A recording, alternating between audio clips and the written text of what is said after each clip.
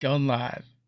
All right. Welcome to Nerdarchy for Nerds by Nerds. I am Nerd Doug, and everybody look at me because I'm on a boat with this nerd.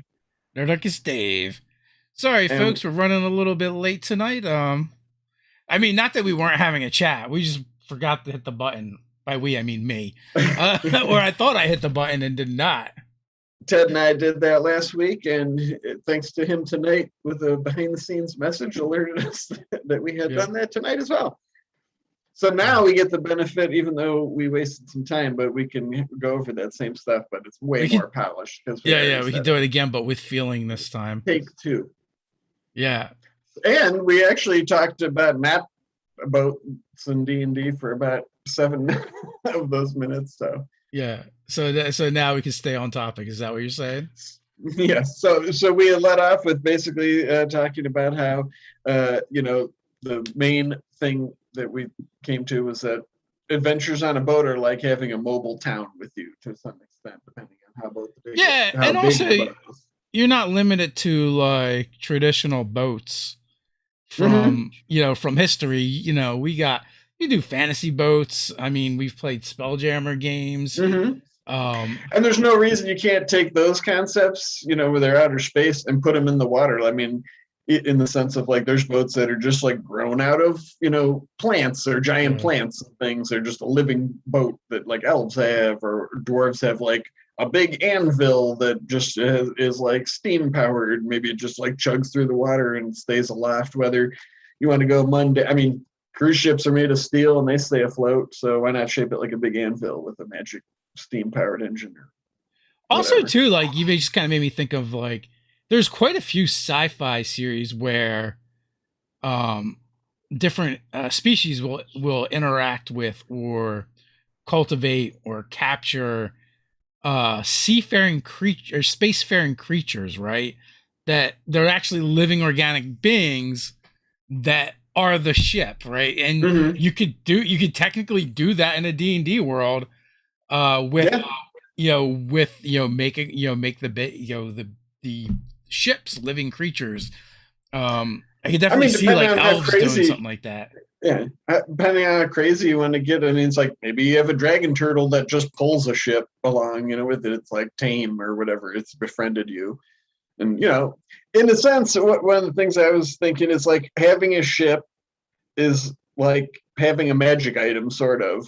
And we've done a lot of videos and posts about that too. And it's like, I mean, does it unbalance the game? Not if that's the point. I mean, like, Yeah. whether you start with a deck of many things or start with like, a 40-foot long ship, like fully crewed and equipped and stuff. It's like, it just changes the nature of the adventures you have. You can go lots of places. You have a lot of backup, but like we said, I think before we went live, I mean, it's also an opportunity to like bond with NPCs a lot more, because not rather than like going away from town and coming back. Maybe you don't come back for a month or ever. They're Yeah, always like there. instead of having different taverns you might go to in a town, you've got like one if you're on a ship. It's like, and it's going to be the galley, it's the mess hall, it's Mm-hmm. you're probably going to use it as a tavern. It's also probably like a rec area where people are just kind of hanging out if they don't want to be topside. Mm-hmm. So you're in this confined space, and you're going to have stronger, more intimate relationships with everyone around you. Yeah. And a lot can go on, like we were saying. I mean, if you go and watch something like Pirates of the Caribbean or Master and Commander, it's like they're not cruise ships, but ships are pretty damn big. Like even Yeah. mundane ships in real, or quasi real life. Uh, I mean, if you're like up on the top deck and somebody's like down below, that's a long space and a lot of things between you that you don't know what's going on. So you get a lot of different relationships and plots and things going on. So it's a rife for adventure from a DM's perception. Like anything could happen at any time. I, Because like a spaceship, also you're in a place where relatively hostile environment outside of it, right? Like if you didn't have a ship and you're in the middle of the ocean and your ship disappears all of a sudden, I mean, yeah, you have magic and stuff, but you're kind of boned, right? Unless, I mean, even if problematic. you can swim in the water, it's like if there's nowhere to go, you're just in the middle of nowhere. So you mentioned space travel, and when I think of, having adventures that are based on being in a ship, one of the things that I think of is Star Trek and the away Oh yeah. party, right? Like I feel like a lot of your adventures are going to be like, oh, you're going to be leaving the ship to explore something, whether it's a derelict ship you come across or a Hmm. deserted island, or Yeah. whatever it is, something at the bottom of the ocean. So you're going to constantly be like leaving the ship and then coming back to the ship. Hmm. And that's the cool thing. Like your town is always not that far away. Um, Yeah. but also too, like there's also like this. You'd also have to be concerned about if you need to withdraw or retreat. Like, Hmm. do you retreat back to your ship and potentially bring that danger with you? Yeah, those are all awesome like scenarios that are all tied up with life on a ship.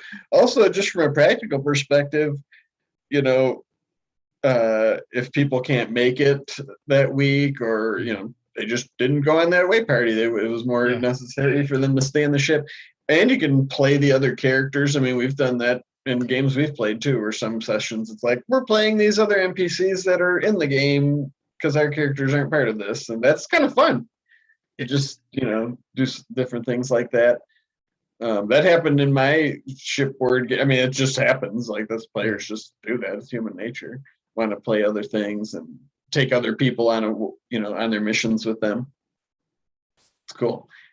And So those are all different sorts of adventures, like you said too, like the bottom of the ocean or like a mysterious reef and stuff. You know, it, it's quite different. What if everybody was like aquatic races, and that's a sort of campaign that would be exciting. then I feel like we should be in a submarine or a Yeah, sea or a ship that sails beneath the waves. but just in the sense too of like it's not an obstacle because if you do want to dive below the waves to check something out, but that can be fun too. I mean, there's a lot of spells that are features and things that are designed for that. Well, I mean, one of the options I'm going to give them because we're restarting our because we're just Oh, are you basically DMing that? well, so we're both switching. We're switching groups. All right. Yeah, I So did backstory that. for people watching. Right. The reason why we're talking about we all live on a boat is because Ted put together a list of a bunch of cool ideas. I think he put it together like 4 or 5 ideas for us to for our next campaign because me and Ted just wrapped up our campaigns and we're going to switch the groups that we DM for. So he's going to DM for my group. I'm going to DM for his group. Um, and like he had like a paragraph or two for each of these other campaign ideas, and then the last one was just we all live on a boat, and everyone was like, more than half of our group was like, I want to play that. The one you put the least amount of thought into, yeah, that's the one we want to do. The one Ted had put the least amount of thought into, Yeah, is that what you? yeah, yeah. But like you said, I mean, it's so easy to have adventures because really, you know, it because it's just a different environment like that. Like exploration becomes huge in that game. That's all you're doing. Like every second of your life is exploring something you've never been before, right? Like untrad seas to some extent and different environments and stuff. So, or I should say, it's like it's always the backdrop at least, right? It's like, Yeah. well, if something goes wrong in the boat, we're going to be exploring our options heavily because we're SOL out here. And even if you wanted to do like a resource scarce session or two because you Mm-hmm. haven't seen land for a while, you haven't been able to resupply, that's actually kind of a good way to do it. Yes, there are things that allow you to overcome a lot of obstacles in the game, but they also require resources. And like, okay, if it's just you and the party, like that's a spell slot. But if it's you and a crew of 40, Mm-hmm. then and the party, all of a sudden it's like, oh, I've got to blow a bunch of my spell slots.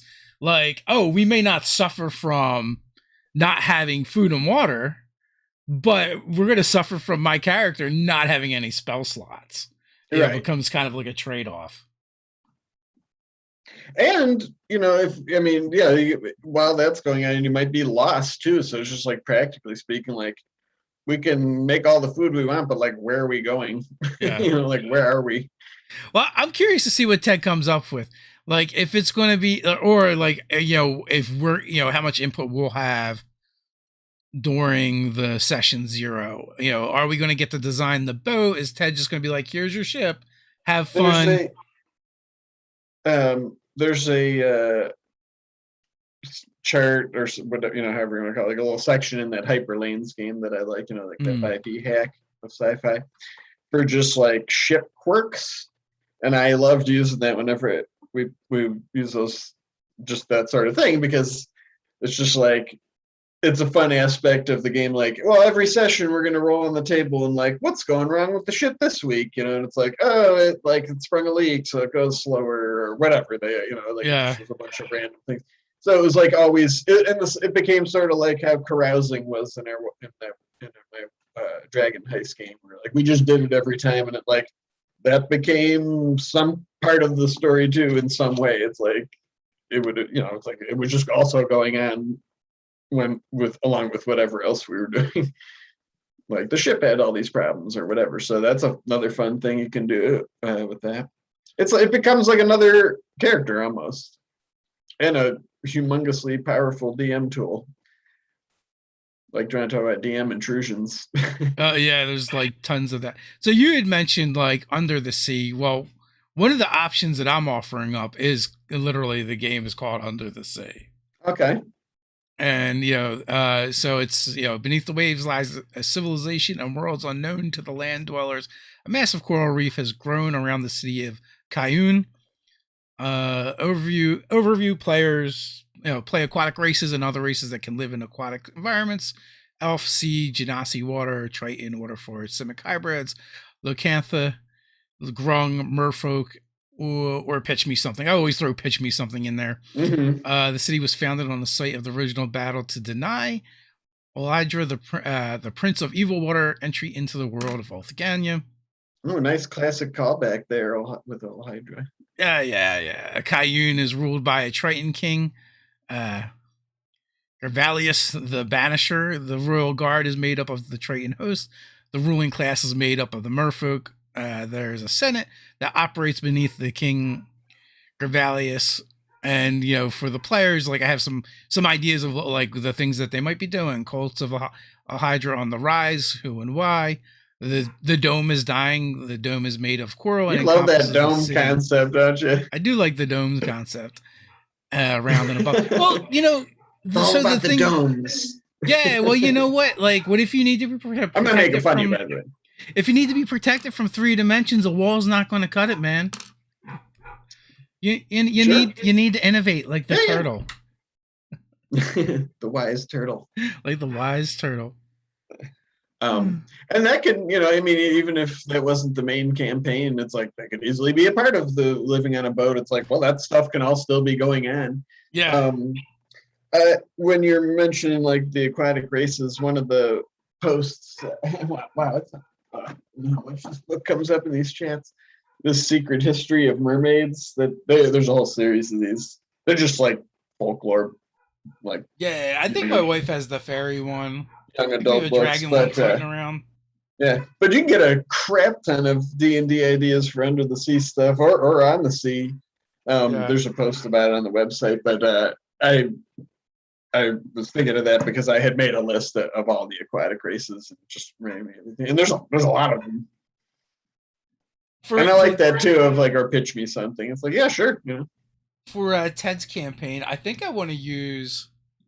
Man, I got to see if I can even find it. It's got to be out there somewhere. So what? the League of Legends crossover that they had put out. They had done. You were like really into League of Legends, weren't you? Well, I like the lore and the characters, but they have a barbarian path that is like aquatic based. Okay. And it's based off of a couple of the characters and. Oh yeah, was it in that thing that was on D&D Beyond briefly? Yes. Yeah. What was it called? The Path? Do you remember? It was the Path of the whatever. I forget the name of it. I'm gonna have to dig around. Sea Reaver or something like that. But it's the character is based off of this character called Nautilus, and he basically looks like he's in this big oversized diver suit, and he fights with a giant anchor. I dig that aesthetic. Yeah, which you can use to throw and pull and do cool things with. Hmm. And a lot of the abilities of that class, it's like, okay, this is definitely what they were going for. So I think I want to play a Warforged barbarian of that path No, that's cool. in that game and fight with a giant anchor. Yeah, sure. Yeah, I see Ted's in the chat. So yeah, Ted, make a note of that. Like, have the ship have quirks that has problems each time. Yeah. I don't know. Just ship life is fun too, because like unlike it's unique of we're living in a boat because it is like a town, but it's also much smaller, and there's just always something to do too. Like to get into or check on. So the players always have something they might go do on the boat, and probably will gravitate towards certain things and have their own rooms and stuff like that. You get to know it very intimately. I mean, even a big boat in D&D terms, it's like if you play for a while, you're going to be on it a lot. Hear me out. I want to pitch Ted basically like a Leviathan, but like a Leviathan in the sense that like a great whale, Mm-hmm. right? But like a Kindori from Spelljammer, which are just giant space whales. I'm sure you recall. Maybe kind of like that. But think about a giant great whale with like the top of its back kind of scooped out, and then like growing out of that is all like hardened like coral or shell or something of that nature to make it form an actual boat shape like that's on top of it. Like yeah. So almost like a cradle up there, right? And then whatever seafaring races there are, they kind of cultivate and have a relationship with these species. Yeah. And then like when the whale dives, it can put a bubble around the top, but not indefinitely, cool. for only as long as a whale could actually hold its breath. So it has to resurface. So like yeah. So a healthy amount of time still, but yeah. Yeah. I think that there's probably a whale stat block that says how long they can hold their breath in one of the monster manuals. One of my favorite old games, Talislanta, that I've talked about many times. One of the cultures I think it was called Oceanus or something. Pretty on the nose, and it was like an actual nation that just was like a series of interconnected ships that were just all tethered together.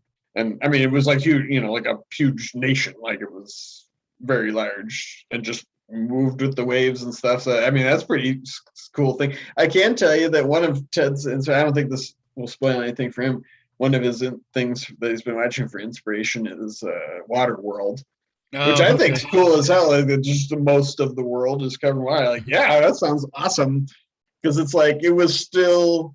I mean, I don't know how much he's going to go with that, but like just the fact that like they weren't that much above recognizable landmarks, right? Like I mean, like the Statue of Liberty, it's like it was down there pretty far, but not like they would never find it, sort of thing. So I mean, that's hugely interesting as a player to be like, what's down there? If there was just all the time you were just like, there's a whole city down there and stuff. Like, should we go check it out? That's pretty cool. Huh. There's only a couple whale entries. Oh yeah. Whale can hold its breath for 90 minutes, according to yeah, and that's like a regular whale. We're talking like semi-magical whales with like giant corals and magical bubbles on them and stuff. Yeah. But so I mean, even if it wasn't huge, like a couple hours, that's still pretty cool. You could go, do. I would be fine with 90 minutes at a time. I'm okay with it.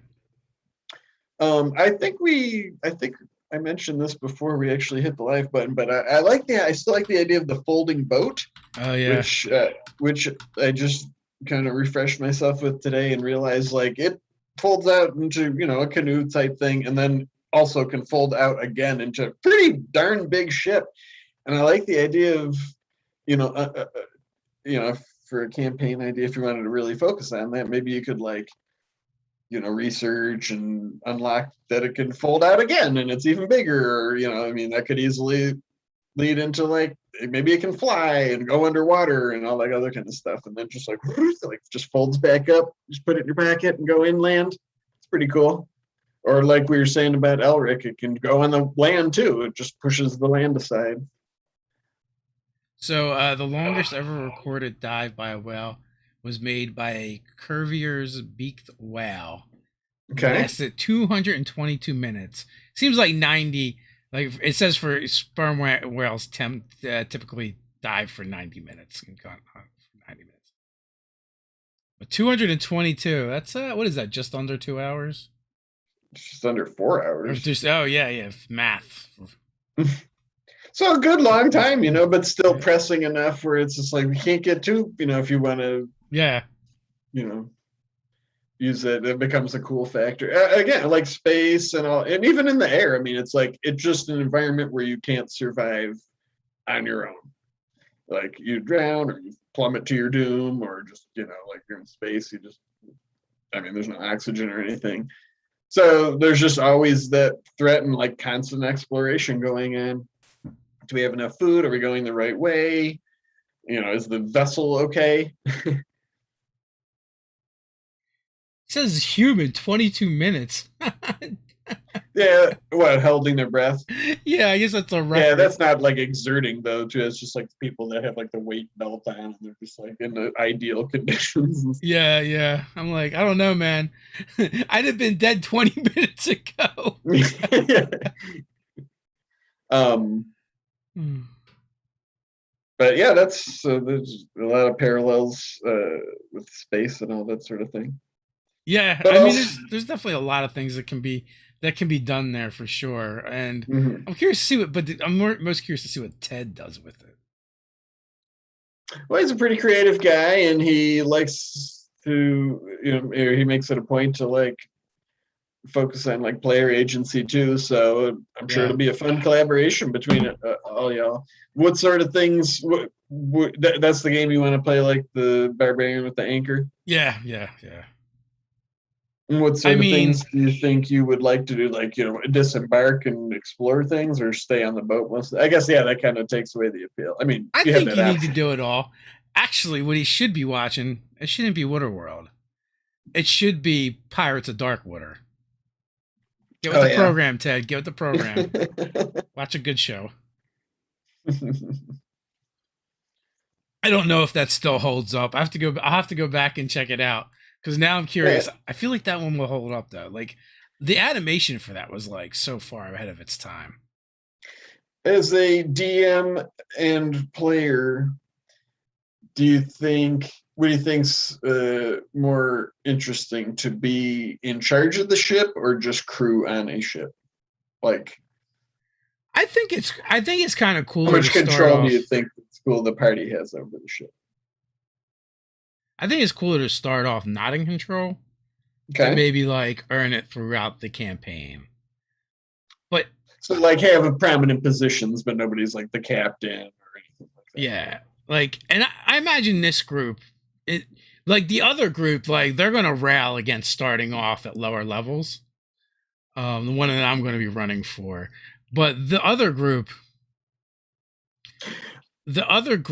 I think is going to be more amicable starting out at lower levels. So maybe I would say like second to fourth level would probably be a sweet spot for them. Plus, like my wife is still a newer player, her team Mm. is still a newer player. I feel like Tally had been out of gaming for a while and had so he might not be as comfortable too with like jumping into a high level game. So and like I'm amicable to whatever. Like I like to experience the different parts of the game. So Mm-hmm. Yeah, sure. and also in Ted, I don't know if Ted will be able to run a low level game now because all of his games that he's been running for us have all been like 10 plus. Oh wow. So he's like, "Oops, I accidentally killed the party again." But if we don't encounter at least one ghost ship, I'll be disappointed.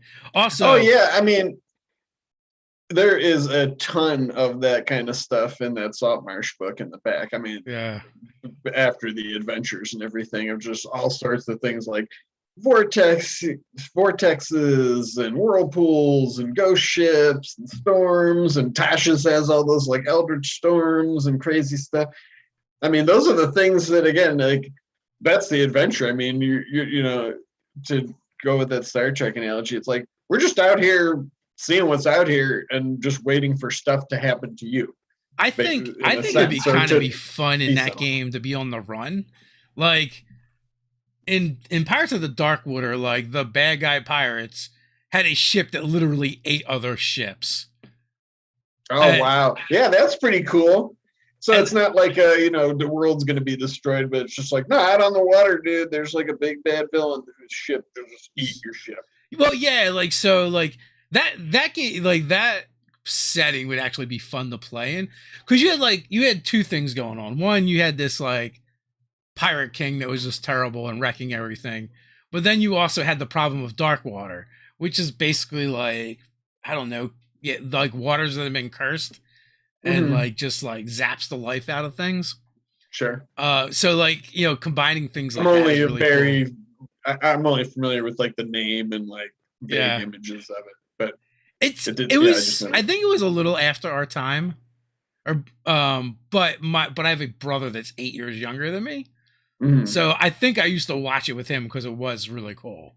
Yeah, yeah. I mean, those sound like awesome concepts. Like the ship that can eat ships sounds. I mean, like I said, Yeah, that could just be some like random encounter chart, yeah, and like as a player, I think that's fun. I mean, it's like it's a narrative's probably going to emerge and whatever, yeah. but it's just like maybe that session you just roll and it's like sorry, that ship eaters on your tail. What are you gonna do? I That'd don't be know. cool. I've got some ideas. I'll see. I'll have to float some ideas for Ted. I think like Darkwater has inspired me a little bit. Like, And with having run ship campaigns too, and we touched on this earlier too. It's like having all the crew is just fun as a DM to have like just all the different yeah, characters, and you know it's just fun.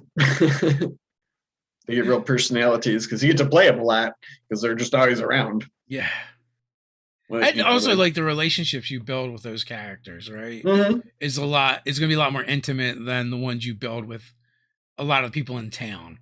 Yeah. And you might build more of those relationships just because there's so many more people in in a confined space. Hmm. You know, I keep mentioning the Spelljammer campaign just because it's like we played that a lot and it's on a ship, so there were some similarities, but like it's even another avenue of like people always say, "What are we going to spend your money on?" or whatever, like treasure.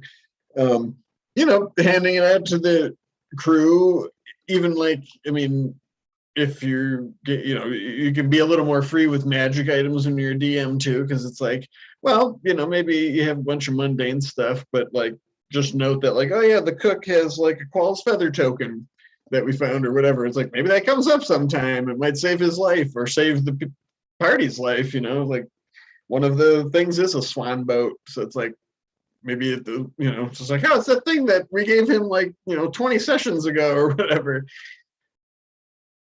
So they're just even if they're just commoners or whatever, they can still have like cool things, do stuff too, help the party.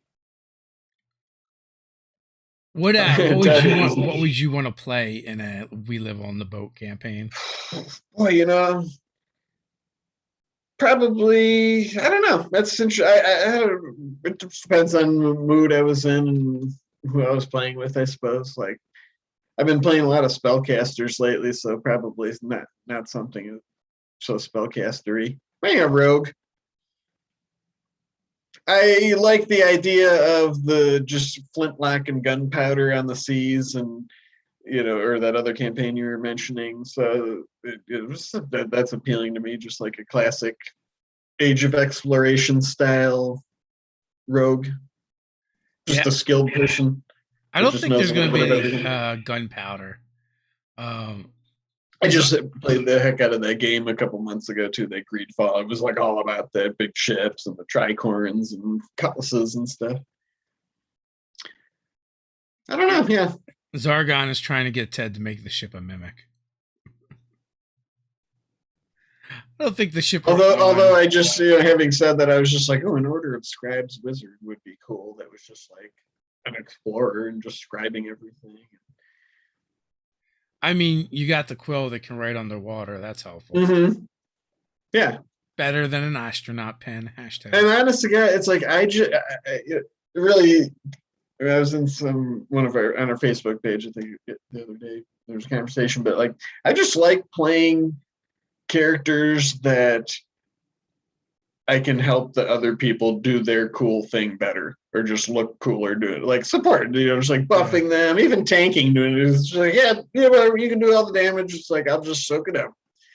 Or I'll just I stand here like and that get kind in of the way. What's up? So just stand here and get in the way. Yeah. But yeah, so probably something like that. But I don't know, the appeal of an aquatic race, like a Simic hybrid would be cool. Maybe a Simic hybrid with Order of Scribes Wizard. That's what I would play. Yeah. At least that's what I'm saying right now.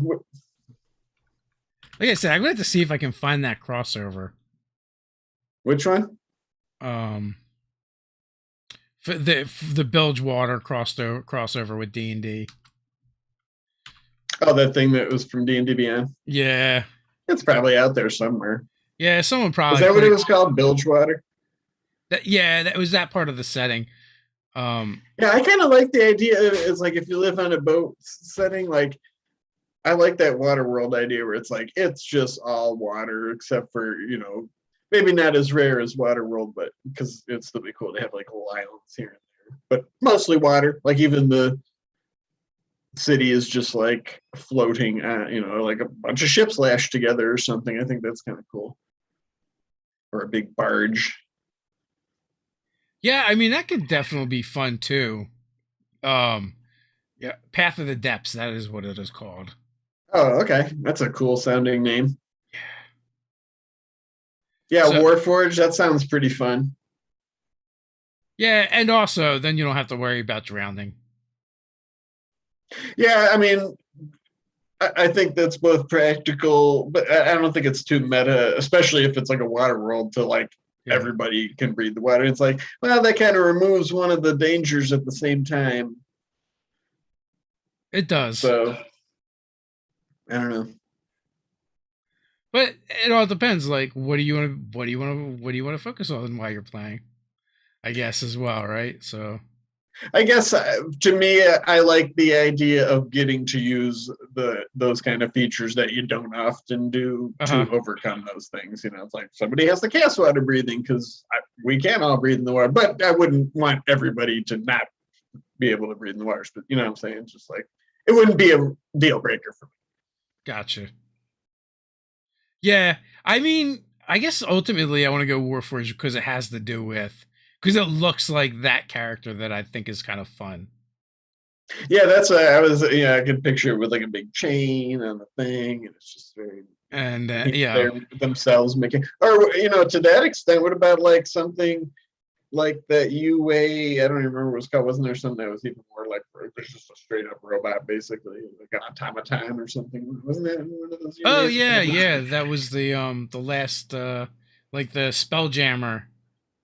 Oh yeah, with the plasmoid and all that stuff. Yeah, that was definitely a thing. Something like that would be cool. Ooh, yeah, plasmoid. That might work. Where it's just, I mean, like you said, it's just like the mechanical and the don't have to breathe thing. Yeah, but just like a straight up like nope, it's just a robot with a big anchor on a hook or on a chain. The sad, I guess the sad part for me will be that not having it on D&D Beyond, I might actually have to use a paper character sheet like a savage. Like a goddamn savage. That's funny. Well, under rare circumstances, we do put stuff on there like the Path of the Spell Eater for our Ashes of Ardor game. We only got one more of those. Yeah, I think a beardomancy. You know what? We need some aquatic beardomancy because I was thinking like beardomancy. Oh, that'd be gross. But I don't want I want beardomancy to be everywhere. So now I have to write that down. Some aquatic beardomancy stuff. All the beard. Zargon wants to know best funniest moment you've both had whilst on a boat in a campaign. Well, I was usually the DM, and I mean, I don't know if they did so many zany things, from meticulously decorating every room to recruitment drives for the crew and writing up contracts. And Yeah. I mean, and Jeff's Quest was also on a boat, so it's just like, I don't know, funny. They all were. I mean, it's just Yeah. that's I, every moment. yeah, it would be hard. It's hard to pick. I mean, we were doing an annual Spelljammer game You that know what I'll say? Oh, sorry, go ahead. that took place on a I, ship, right? And like, so I had made this like the city of Nexus, and it was basically like this big floating ocean in space okay, that was I had just one of like those too. that was just kind of connected to the elemental plane of water, so it just never ran out of water. And when you got to the edges, the water just ran off the sides. Hmm. And in the center there was a city. So like only spelljammer vessels that could actually sail could like dock, or Hmm. most of them that did would be ones that could sail as well as fly through the and spelljam. And so that was the ship that they used for that. I forget. It was something Sprite. I don't know if it was a space Sprite or Star Sprite, something like that.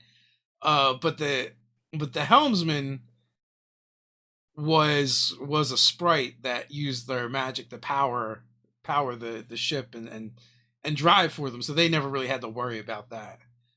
Kind of came with it. And like I think Nate only played 1 year, but it like the idea was like he was playing the luckiest half man alive, who won the ship in a gambling. Oh yeah. And that so that was a lot of fun. And then Ted had taken over because I had run it for 2 or 3 years, and then I think I ran it for 3 years, and then I had a scheduling conflict. So Ted's like, "Well, I don't want to let the game die, so I'm gonna take it up." And he started a new game, but it was taking up the tradition for being Spelljammer. And and then like my conflict kind of fell through, so since he was already planning on running it, I was able to just jump into his game, and that's when I got to play my first drunken master Hmm. I as a remember that. turtle, Hmm. which That's on the channel. oh yeah, that's back when we recorded them. Yeah, I think I watched it when I lived in Austin. Yeah. Um, I'd say, like I said, I played a lot of games on boats and ships, and I think of it, but they had put something down in their hold and just forgot about it, and it was actually like had some goo on it that grew into a gibbering mouther down there, and it just like grew and like took up the whole cargo hold basically with the not the whole thing, but I mean, it was a while before they realized that was going on. That was a pretty hairy situation. Oh, you should Um, use the demonic moss. oh yeah, the stuff that like makes a portal or whatever. Yeah, Didn't it like portal go to the around? abyss. Yeah, if it had been around, oh my gosh, yeah, that's a great thing to have on a boat, right? It's just like Yeah, it's thrown around like a doorway. Nobody uses that often, and then all of a sudden, like, or grows out of a crate or something. yeah, they had a stowaway ale drake, which is from I think it's in the Tome of Beasts on the ship Yeah. once, and just like so all their liquor and booze started going missing, and they were like getting suspicious of their crew and stuff like that. But it turned out to be a sneaky ale drake. That was pretty fun. I also had a sea in space. In the Forgotten Realms, there's a body of water called the Sea of Fallen Stars, Hmm. and I thought it was kind of cool. And I guess it's called that because there's like little geodes or whatever at the bottom that just look like stars twinkling or whatever. But I was like, oh, but we're in space, so I was like, maybe the sea, it's like the underside of that, so it's like the undersea of stars. And it's like, no, that's actually the stars that you're just seeing through the bottom, and that's where they fought like a gargantuan ooze type jelly creature, and You love that those was like oozes a and jellies. yeah. Oh man, they're mindless and creepy and weird, and they can be really big You and can't interesting. reason with them. Yeah, there's no little oozlings that you're gonna feel bad about at home because the big ooze isn't coming. Unless you want to. I mean, Moisty became quite the character in Just Quest 2. That's true. You never know what players are going to get attached to. Mm-hmm. But yeah, that gargantuan thing. Well, they wanted to save that umami who was being trapped by it. So I was reading Zargon's comment. oh yeah. Oh, Jogo with the orphans. Yeah. Although we did kind of do that a little bit, but not necessarily at sea. I mean, that was another game where basically we had like airships, but they were whales instead of ships. I've been trying to think, like, we talked a lot about like spaceships, and you mentioned airships and ships that can go on the land and everything. But like, what do you think is the unique thing about like even if it's got fantasy elements, like an aquatic boat, like not a submarine or whatever, that like makes that unique? Not a submarine, but an aquatic. What do you mean by that? Yeah, just like a ship that travels on the top of the water. Oh, okay. Basically, it can't dive below and stuff. Like, what do you think makes it unique?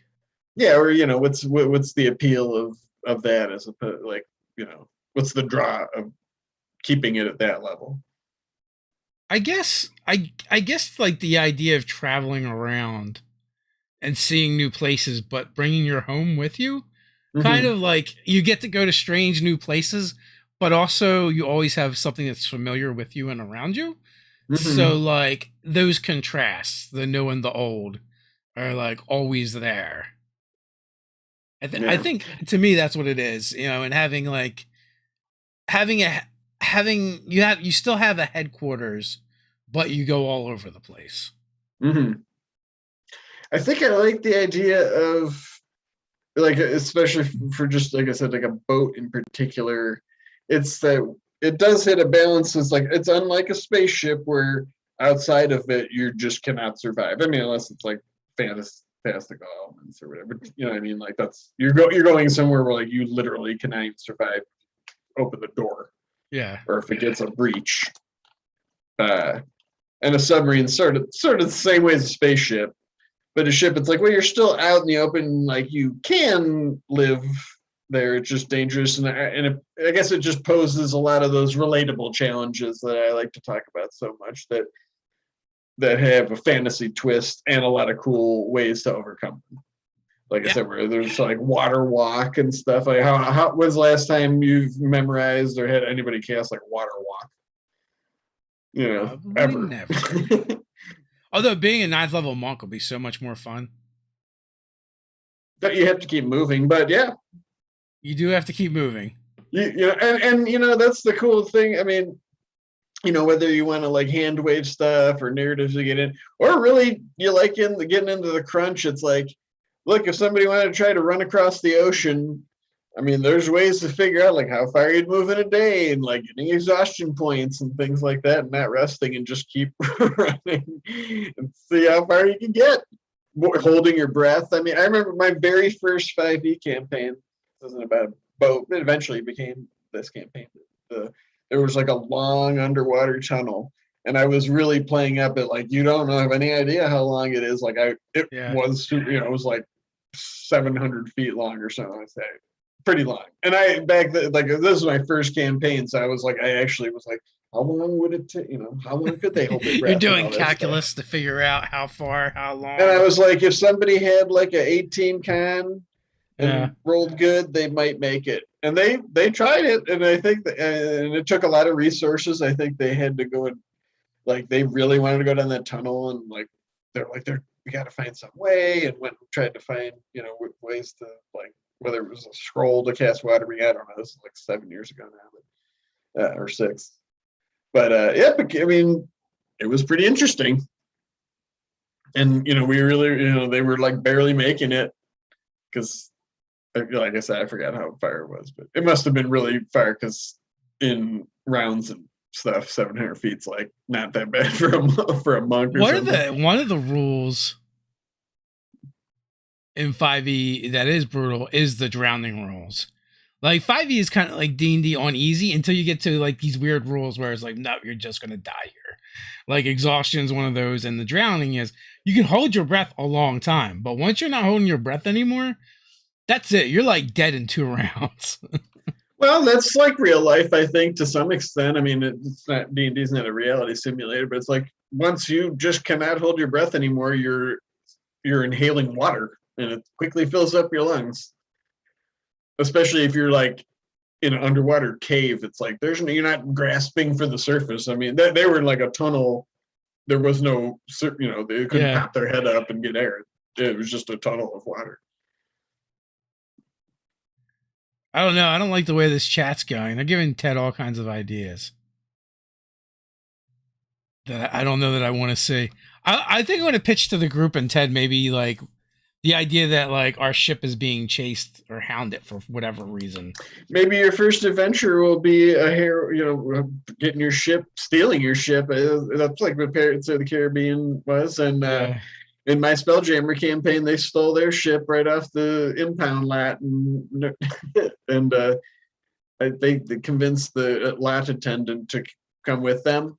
Yeah, and he became like that guy NPC. They all loved that guy. He was around forever, and they were like, "Why did you join us many times?" He's like, "I made like 2 silver a week. I just it was like he's shared like a crappy apartment with his friend." And he just saw parking lot attendant, just like, it wasn't an awesome job. And he's like, "You guys are sitting here like, I'll give you like 10 gold right now to like just walk away." It's like, okay. Yeah. Like that would take me, like months, a whole year.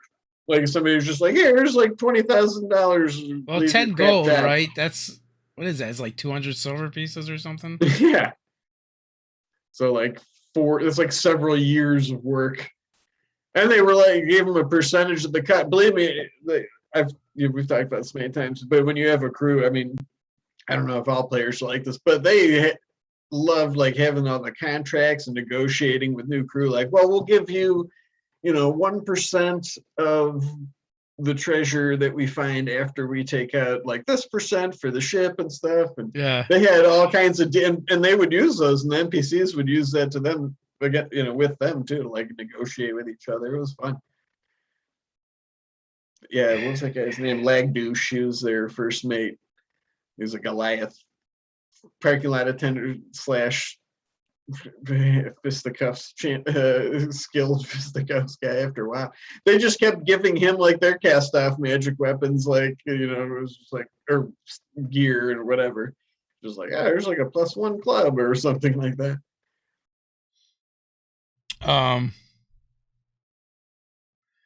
It's so funny, like the things that people want to do in game, like that group. The stories you tell me of that is like is the funniest to me. I'm like, I really don't want to shit on anyone's fun, but maybe theirs. Well, we did. I mean, they fought monsters and everything too. It was just like that was the trappings of it. like they would do those things because like they just wanted money or their own personal reasons and stuff. They were just mercenaries, but they wanted to have like a really nice ship and they bought like another ship and hired. They're like, well, why don't we just hire people to do what we do and take their money, like kind of that, That's perfect, man. Yeah. A lot you can do when you all live on a boat. Yeah, well, we'll have to keep everyone informed of what happens with Ted's campaign and how it goes. We might end up with 2 water campaigns. I don't know what they're going to pick.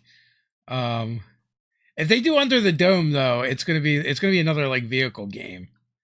Just like I'm going to convert the vehicles from Descent into Avernus into that big, game. Land ship that they drive around on. It's gonna be Mad Max. Maybe they'll start out with like they'll each have their own Devil's Ride and they can work their way up from there. Oh, that's pretty cool. You know what you should watch for inspiration for that?